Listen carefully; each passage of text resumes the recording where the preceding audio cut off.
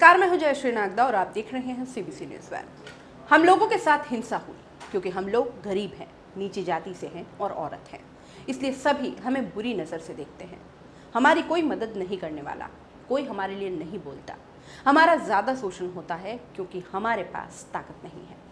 कुछ साल पहले एक दलित महिला ने ये बात शोधकर्ता जयश्री मंगूभाई से कही थी। पिछले हफ्ते उत्तर प्रदेश के हाथरस में 19 साल की एक दलित लड़की के साथ तथाकथित ऊंची जाति के कुछ लोगों ने कथित तौर पर गैंग रेप किया और उस पर हमला किया। इस घटना ने एक बार फिर ये उजागर किया है कि भारत में रहने वाली 8 करोड़ दलित महिलाओं को किस तरह यौन हिंसा का शिकार होना पड़ता है। दलित महिलाएं भारत में महिलाओं की आबादी का 16% हैं। उन्हें लैंगिक असमानता, जातीय भेदभाव और आर्थिक अभाव की तिहरी मार झेलनी पड़ती है। कास्ट मैटर्स के लेखक और दलित एक्टिविस्ट डॉक्टर सूरज येंगड़े कहते हैं कि दलित महिलाएं दुनिया में सबसे ज्यादा शोषित हैं। वो घर के अंदर और बाहर दोनों जगहों पर संस्कृति, सामाजिक संरचना और सामाजिक संस्थाओं की भुगतभोगी है। दलित महिलाओं के खिलाफ लगातार होने वाली हिंसा में ये बातें नजर आती हैं। हाथरस में हुई घटना के बाद प्रशासन ने वैसा ही बर्ताव किया जैसा अक्सर दलित महिलाओं पर हुए मामले में होता है। पुलिस ने तो पहले शिकायत दर्ज करने में देरी की, फिर उसके बाद जांच की गति धीमी रही। अधिकारियों ने बलात्कार होने को लेकर ही सवाल खड़े किए। ये बात भी कही गई कि जाति का इस मामले से कोई लेना देना नहीं है। ऐसा भी लगा कि शायद अधिकारी ऊंची जाति के अभियुक्तों का साथ दे रहे हैं। सवर्ण पत्रकारों के दबदबे वाले मीडिया घरानों ने सवाल उठाना शुरू किया तो यौन हिंसा को जाति से क्यों जोड़ाना चाहिए। दूसरे शब्दों में कहे तो सरकार और समाज का एक तबका यौन हिंसा और जाति के बीच संबंध को खारिज करने में लगा हुआ है।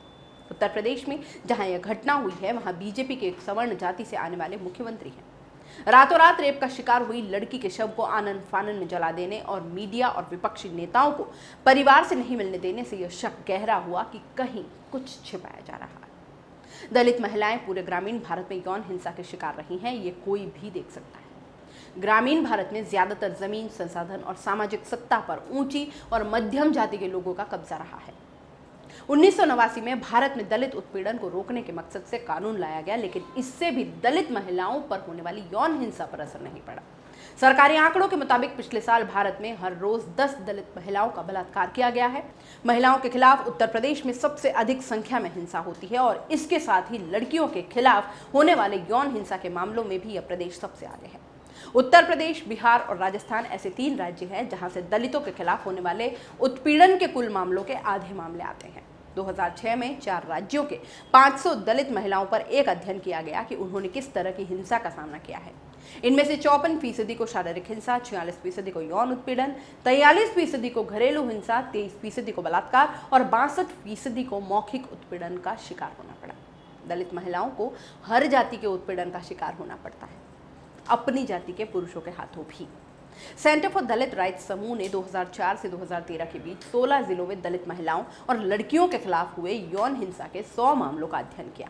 अपने अध्ययन में समूह ने पाया कि 46% पीड़िता 18 साल से कम उम्र की थी और 85% 30 साल से कम उम्र की थी।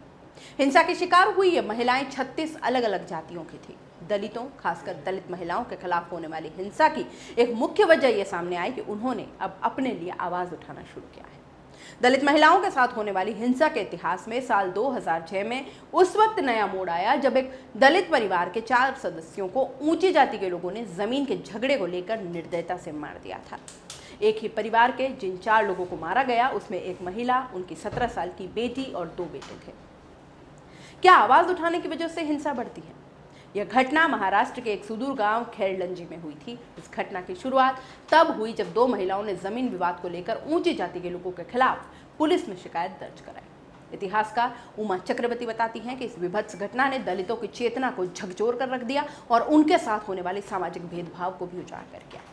कहा यह भी जा रहा है कि दलित जातियों में बढ़ती दृढ़ता को लेकर ऊंची जातियां घबराई हुई हैं और पलटवार कर रही हैं। हाथरस में हुई घटना को लेकर इस तरह की रिपोर्टें आ रही थी कि पीड़िता के परिवार का सवर्ण जाति के परिवार से 2 दशक लंबा विवाद चला आ रहा था। देश भर में हो रहे सामाजिक परिवर्तन की वजह से दलित लड़कियां अब स्कूल जा रही हैं। दलित और महिला संगठन उनकी आवाज उठा रही हैं।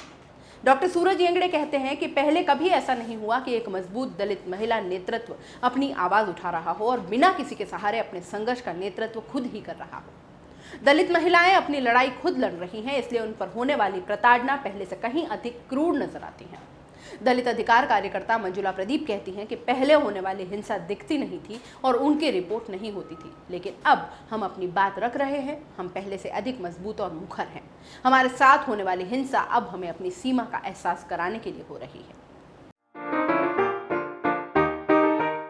अगर आप YouTube पर देख रहे हैं तो CBC न्यूज़ वायर का चैनल सब्सक्राइब करिए, पास में दिख रहे बेल आइकन को भी दबाइए,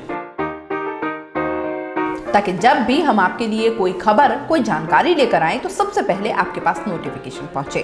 अगर आप Facebook पर देख रहे हैं तो CBC वायर का पेज लाइक करिए। अगर आप Instagram पर देख रहे हैं तो आप हमें फॉलो कर सकते हैं।